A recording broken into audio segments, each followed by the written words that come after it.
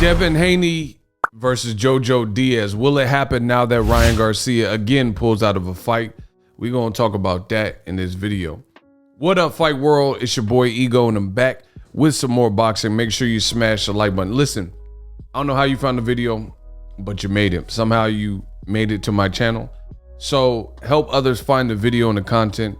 Simple gesture, throw a like on the video. It takes a couple seconds, but it goes a long way, let me tell you. And it helps me push out more and more content. ESPN says sources, Eddie Hearn has now offered JoJo Diaz $1 million for a fight with Devin Haney. Golden Boy was hoping to reschedule Ryan Garcia versus JoJo Diaz fight in February. Diaz agreed to a deal that pays $1.5 million for Garcia. Now, Devin Haney said before, during, and after Ryan's latest pullout that he wants both of these guys, Ryan Garcia and JoJo Diaz. Now, I don't think anyone was holding their breath or holding their nose that Ryan Garcia was going to step up to the plate and fight Devin Haney, which is a separate video, but that's a problem. That's a problem. We got to get boxing back to the days of the past, the days of old, because some of the new cats, Generation Z fighters, is not looking too good. And we got to decide as fans, is this what we're going to allow? And is this what we want to happen in the sport of boxing? I mean, you never seen this from the Listons and Frazier's, Ali's, and George Foreman. Now in this social media, TikTok age, Snapchat, Twitter, Instagram age, IG Live, IGTV age, is something totally different. Let's make this fight happen December 3rd. And this was Devin Haney. So you know Devin Haney continues to pursue all of these guys, from Ryan Garcia to Teofimo to Joseph JoJo Diaz. These are the big fights. And now with ESPN making it official that they are looking to shop this fight, Eddie Hearn has already pitched an offer, and he's willing to work with Golden Boy, which they've done in the past. Golden Boy had Jorge Linares, and Devin Haney was with Eddie Hearn. So what's the difference? So clearly the two parties and entities can work with each other. Why not work in lieu of Ryan Garcia's pullout? Now, make sure you guys check my latest video. I'm not gonna go over every little detail. I really don't. It's not even good news for the world of boxing. But long story short, Ryan Garcia, again for the umpteenth time, pulled out of a fight. This time he cites a hand injury. Ryan Garcia said, "I want to thank my fans for all the continued support. We are postponing my next fight for a couple of months as a result of a significant hand injury that requires immediate surgery. I will undergo surgery." And I don't know why he listed the hospital. Who does that? What celebrity would tell you what hospital they're going to? On Monday, I promise early 2022, I will return better. Now, I'm just going to keep it all the way a buck. Some people have suggested Ryan Garcia, with these frequent pullouts, he is possibly on something and he needs time to get off of it. That's what some people have taken this as. So you leave this up for perspective and perception when these coincidences keep happening. So all in all, this is a bad look. Ryan, he uses social media for videos like this. That's cool. But when he's using social media and saying, hey, big announcement coming soon. Hey, I got my fight. My next fight should be announced in a couple of days. All for it to fall apart. It's a L. Ryan Garcia got to hold the L.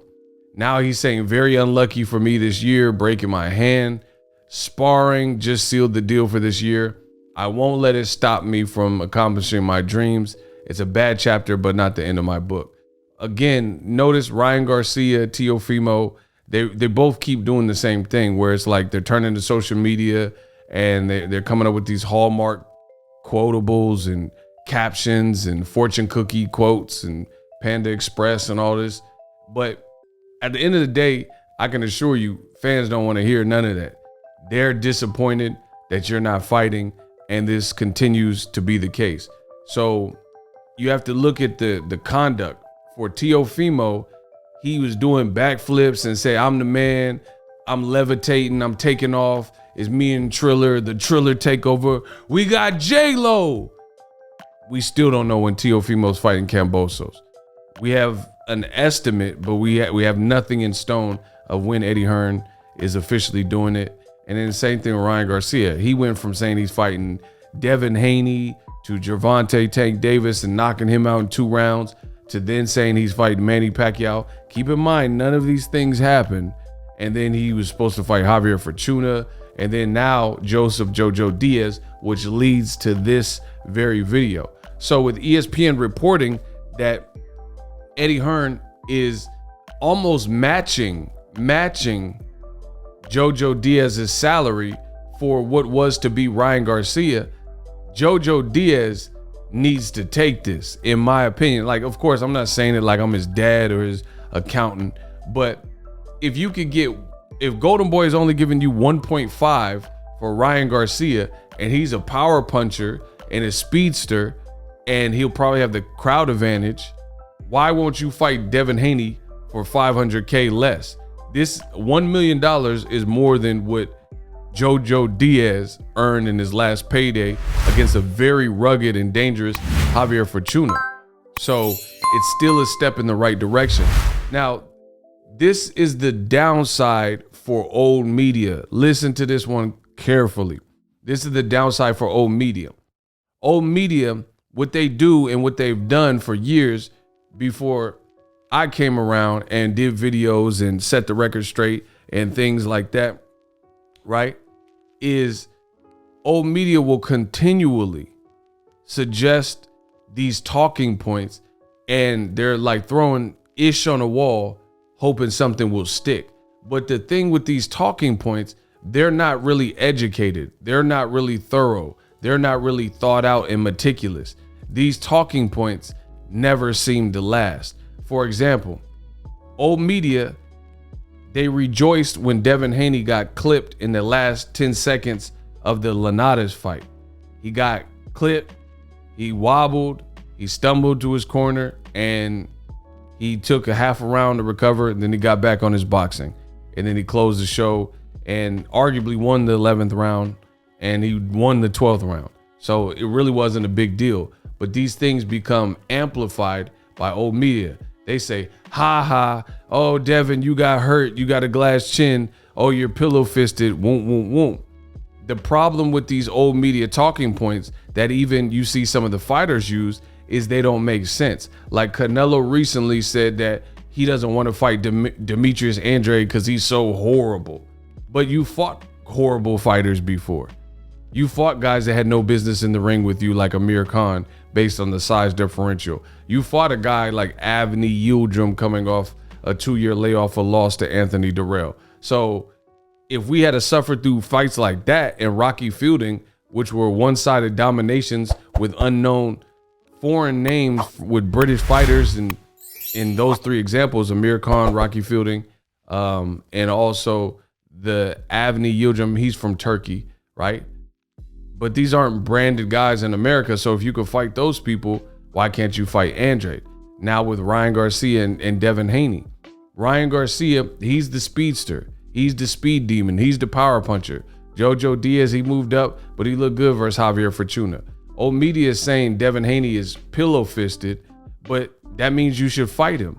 So if ESPN sources are telling them that, and Eddie's probably busy making these calls or whatever because he's doing the show with Mikey Garcia coming up, right?